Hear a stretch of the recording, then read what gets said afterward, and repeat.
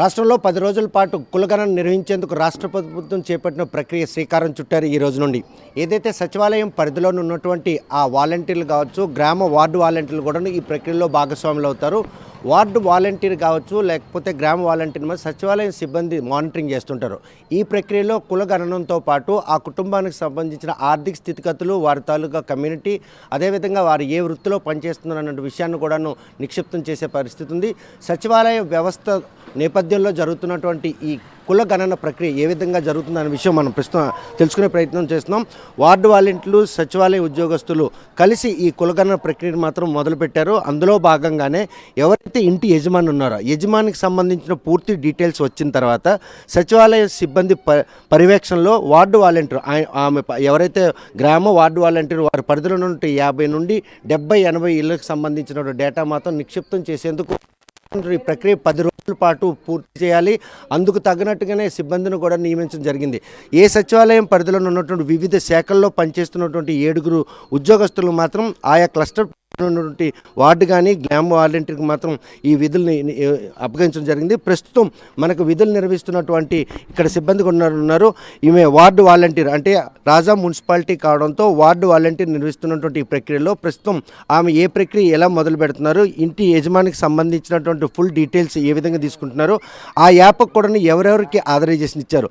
ఇందులో మనకు వచ్చిన సమాచారం ప్రకారం సచివాలయం సిబ్బందితో పాటు వార్డు వాలంటీర్ కూడాను తంబలేసి ఈ డీటెయిల్స్ మాత్రం సేకరించేందుకు తగినటువంటి యాప్ను కూడా క్రియేట్ చేశారు. ఆ యాప్లో ఆ ఇంటి యజమానికి సంబంధించిన పూర్తి వివరాలు, వారికి సంబంధించిన కులగణనం, అదేవిధంగా వృత్తి కూడాను అందులో పొందుపరిచే పరిస్థితి ఉంది.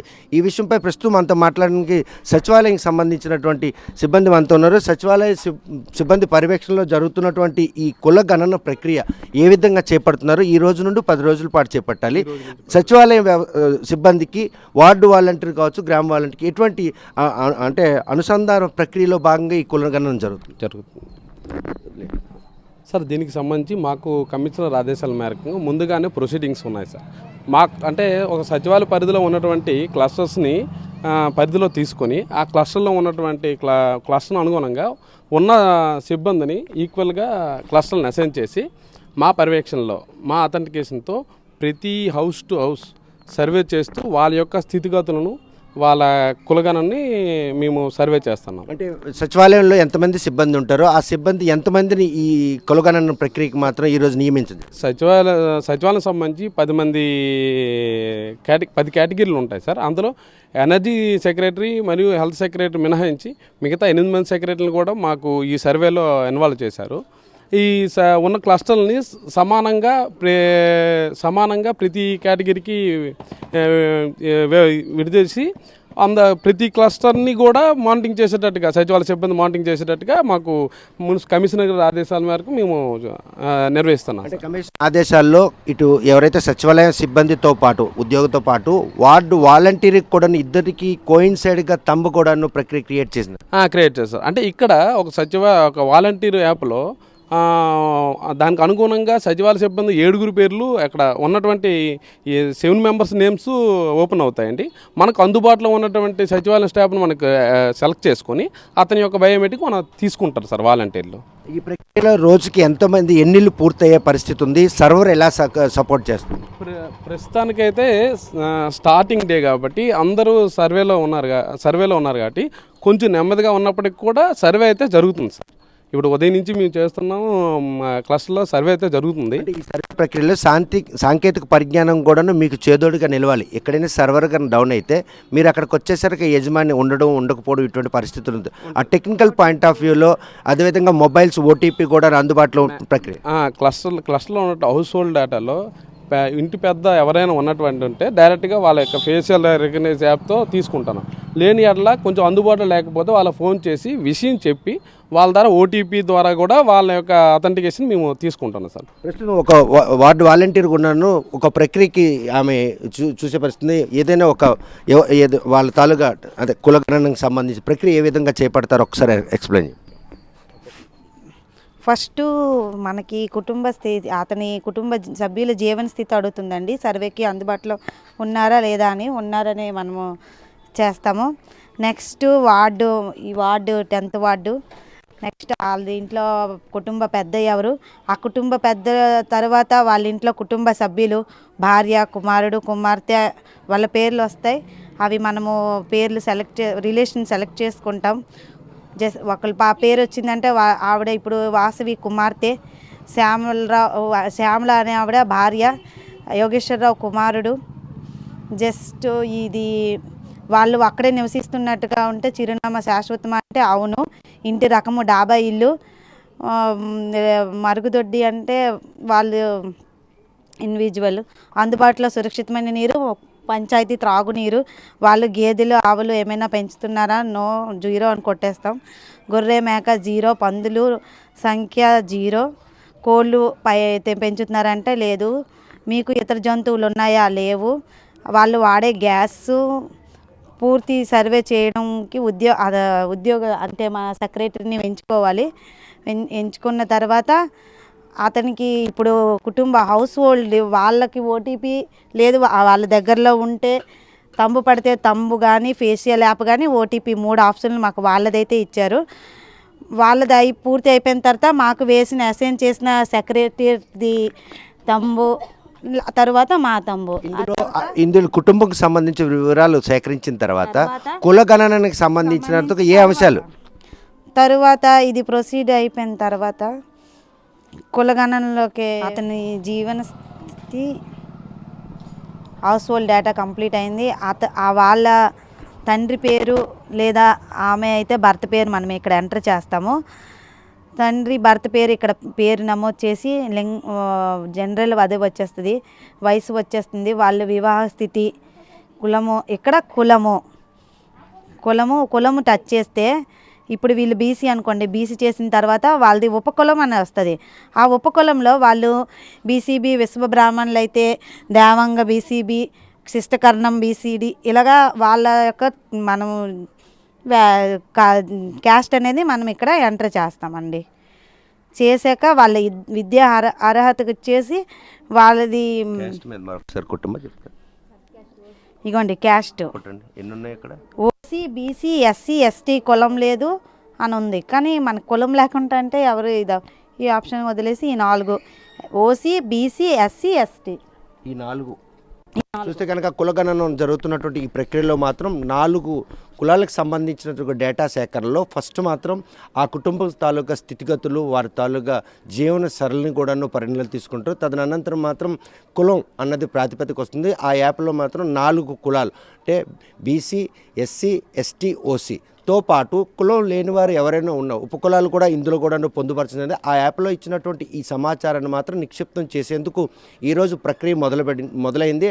ఆ మొదలైన నేపథ్యంలో సచివాలయం పరిధిలో ఉన్నటువంటి 8 మంది సిబ్బంది క్షేత్రస్థాయిలో వార్డు లేదా గ్రామ వాలంటీర్తో మానిటరింగ్ చేస్తూ ప్రతిరోజు కూడా ఈ ప్రక్రియని చేపడుతుంటారు. అందులో భాగంగా 10 రోజుల్లోనే ఈ కులగణన ప్రక్రియ పూర్తి చేయాలని కమిషనర్ ఇచ్చినటువంటి ఆదేశాల మేరకు సిబ్బంది అంతా కూడాను ప్రతి ఇంటికి వెళ్ళి ఆ కుటుంబాల తాలూకా స్థితిగతులతో పాటు ఆ కుటుంబం కులం, అదేవిధంగా కులంలో ఉన్న ఉపకులాన్ని కూడాను ఈ వారికి ఇచ్చిన యాప్ల్లో పొందవచ్చు. ఈ కులగణన విషయంలో స్థానికులు ఏమనుకుంటారు మనం మాట్లాడదాం.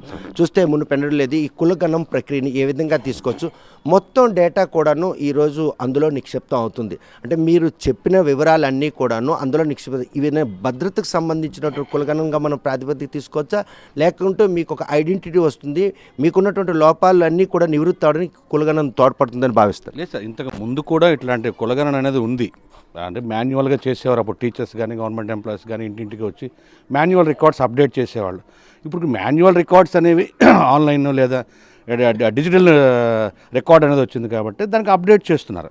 ఇది కొత్త ప్రక్రియ ఏం కాదు, పాత విధానమే, కాకపోతే ఒక డిఫరెంట్ మోడల్ రన్ అవుతుంది. కొన్ని అనుమానాలు కూడా తలెత్తే పరిస్థితి ఉంది. కులగణనంతో పాటు వారి కుటుంబం తాలూకా పూర్తి డేటా ఆ యాప్లో నిక్షిప్తం చేయడంగా ఏవైనా సంక్షేమ పథకాలు కావచ్చు, ఇతరత్ర సీక్రెట్స్ కొన్ని ఉంటాయి, అవి కూడా బయటపడే అవకాశాలు ఉన్న ఒక అనుమానాలు కూడా ఉన్నాయి. అనుమానాలు నివృత్తి చేయడానికి ఈ సర్వేకి వచ్చినటువంటి సచివాలయం సిబ్బంది అంటే గవర్నమెంట్ ఎంప్లాయీస్ గాను, వార్డు వాలంటీర్ సేవకులైనా కూడాను వాళ్ళిద్దరిని కోయిన్సైడ్ చేస్తూ 2 తంబల్ని కూడాను నెడ్జి చేసి ఈరోజు అందులో పొందుపరుస్తున్నారు. అంటే మీ తాలూకు వ్యక్తిగతమైనటువంటి ఏదైతే సీక్రెట్స్ ఉన్నాయో అందులోకి చేరడానికి ఏం అవకాశాలు ఆస్కారం లేవనుకుంటున్నారు? అంటే అలా మనం ఆలోచించకూడదు సార్.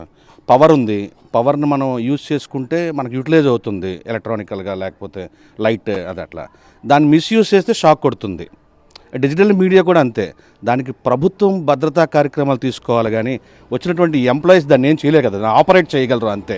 ఈ ఇన్ఫర్మేషన్ డిజిటల్ సేవింగ్ అయిన తర్వాత ఆ సర్వర్ అనేది గవర్నమెంట్ చేస్తూ ప్రతి అంశాన్ని కూడా ప్రాతిపదిక తీసుకున్నారు. ముందు హౌస్ యజమానికి సంబంధించినటువంటి డీటెయిల్స్ అన్నీ తీసుకున్న తర్వాత వారి వృత్తి, వారు జీవన సరళి, వారు ఏ వృత్తిలో పనిచేస్తున్నారు, ఆ వృత్తికి సంబంధించిన ఇంట్లో పశువులను కూడాను అందులో ప్రాతిపదిక తీసుకుంటున్నారంటే మొత్తం డేటా అంతా కూడా అందులో నిక్షిప్తం చేస్తున్నారు. చివరి అంకానికి వచ్చేసరికి 4 కులాలకు సంబంధించిన డేటా కూడా ఉంది. కొంతమంది కులం లేని వారు కూడా ఈరోజు సమాజంలో లేకపోతే వారికి ఈ కులగణను దోడ్పడే అవకాశం ఉంది కదండి. వాళ్ళకి ఒక రికగ్నైజేషన్ వస్తుంది కదా. ఇప్పుడు మన అందరూ కూడా మా క్యాస్ట్ సర్టిఫికేట్ అంటారు. నాకు క్యాస్ట్ లేదు, నాకు సర్టిఫికేట్ అవసరం లేదు అని చెప్పడానికి వాళ్ళకి ఒక రికార్డ్ ఎవిడెన్స్ ఉండదు. ఇది ఒక కేటగిరీ వాళ్ళకి ఉన్నటువంటి ప్రభుత్వం ఏర్పాటు చేసినటువంటి విషయం. అప్డేట్ అవుతుంది డిజిటల్ రికార్డ్ అనేది మంచిదే అని నేను భావిస్తున్నాను. ప్రభుత్వం దానికి తగ్గట్టు అంటే ఇప్పుడు మీరు అన్నటువంటి అనుమానానికి తగ్గట్టుగా సెక్యూరిటైజ్ చేశారనుకోండి, వెరీ గుడ్. సెక్యూరిటైజ్ చేయకపోతే అది బ్యాంక్ సర్వర్ అయినా, ఈ సర్వర్ అయినా, ఏ సర్వర్ అయినా సెక్యూరిటీ చేయకపోతే అది ఏదైనా ప్రమాదకరం ఉంది. డిఫెన్స్ సీక్రెట్స్ లాంటిదే ఇది కూడా, వ్యక్తిగతమైనటువంటి విషయాలే. సో ప్రభుత్వం దీని మీద ఖచ్చితమైనటువంటి సెక్యూరిటైజేషన్ చేయాల్సినటువంటి బాధ్యత ప్రభుత్వం మీద ఉంది. ప్రభుత్వాన్ని మనం నమ్ముతాం. చూస్తే కనుక గత ప్రభుత్వాల హయాంలో కూడాను కులగణన చేపడుతుండేవారు. అది మాన్యువల్ ప్రాసెస్లో జరిగేది. కాకపోతే రాష్ట్ర ప్రభుత్వం ఈసారి డిజిటల్ ప్రాసెస్లో చేపడుతున్న ఈ కులగణనపై ఎవరికైనా అనుమానాలుగా ఉండే విధంగా కాకుండా సచివాలయం సిబ్బంది కనుసాయిగల్లో వార్డు గ్రామ వాలంటీర్లు క్షేత్రస్థాయిలోకి వెళ్ళి ఆ ఇంటికి సంబంధించిన యజమాని డీటెయిల్స్తో పాటు వారి కులాన్ని కూడాను, అందులో ఉపకులాలను కూడా ప్రాతిపదిక తీసుకున్నటువంటి ఈ నిక్షిప్తం చేసే ప్రక్రియ ఆయా కుటుంబాలకు మాత్రం దోహదపడుతుంది. అయితే ఈ కులగణన ప్రక్రియ పూర్తయిన తర్వాత ఆ డేటాను మాత్రం బయటికి రాకుండా సెక్యూరిటీ చేసి ఏ నమ్మకంతోనైతే ఉన్నటువంటి వివరాలను వారికి ఇస్తున్నారో ఆ నమ్మకాన్ని ఒమ్ము కాకుండా వీటిని భద్రపరిచేందుకు రాష్ట్ర ప్రభుత్వం మాత్రం చర్యలు చేపట్టాలని స్థానికులు కోరుతున్నారు. ఆ దిశగా ఈ కులగణన ప్రక్రియ ఒక ఆహ్లాదకరమైన వాతావరణంలో ఇటు ఎవరైతే లబ్ధిదారులకు కావచ్చు, వారికి కావాల్సినటువంటి సమాచారాన్ని మాత్రం భద్రంగా ఉంచేందుకు రాష్ట్ర ప్రభుత్వం ఆ దిశగా ప్రయత్నాలు చేసి వారికి ఒక నమ్మకం కలిగించాలి. కులగణన చేపట్టినటువంటి సిబ్బంది మాత్రం ఈరోజు ఇచ్చినటువంటి యాప్ని ఆపరేట్ చేయడం వరకే వారి తాలూకా పరిధి. కాకపోతే ఇందులో మాత్రం ఇంకొక మెలికి కూడాను నిక్షిప్తం చేశారు. ఎందుకంటే సచివాలయ సిబ్బంది పర్యవేక్షణలో ఈరోజు గ్రామ వార్డు వాలంటీర్లు వారికి కేటాయించిన ఇళ్ల వద్దకు వెళ్ళి ఈ సమాచార సేకరణలో మాత్రం ఎటువంటి అనుమానాలు, అపోహలు తావు లేకుండా ఒక భరోసా కల్పించాలని మాత్రం వారు కోరుతున్నారు. ఆ దిశగా వారు కూడాను ఆ కుటుంబాల డేటా మాత్రం సేకరించి ఈరోజు కులగణన ప్రక్రియ మాత్రం యుద్ధ ప్రాతిపదికన జిల్లా మొత్తంలో జరుగుతుందనలో ఎటువంటి అతిశయోక్తి లేదు. వీడియో జర్నలిస్ట్ రామకృష్ణ సురేష్లతో సత్యం, RTV శ్రీకాకుళం. మరిన్ని వీడియోస్ కోసం ఛానల్ ని సబ్స్క్రైబ్ చేయండి. లేటెస్ట్ అప్డేట్స్ కోసం వాట్సాప్ ఛానల్ ని ఫాలో చేయండి. అండ్ లింక్ డిస్క్రిప్షన్ లో ఉంది.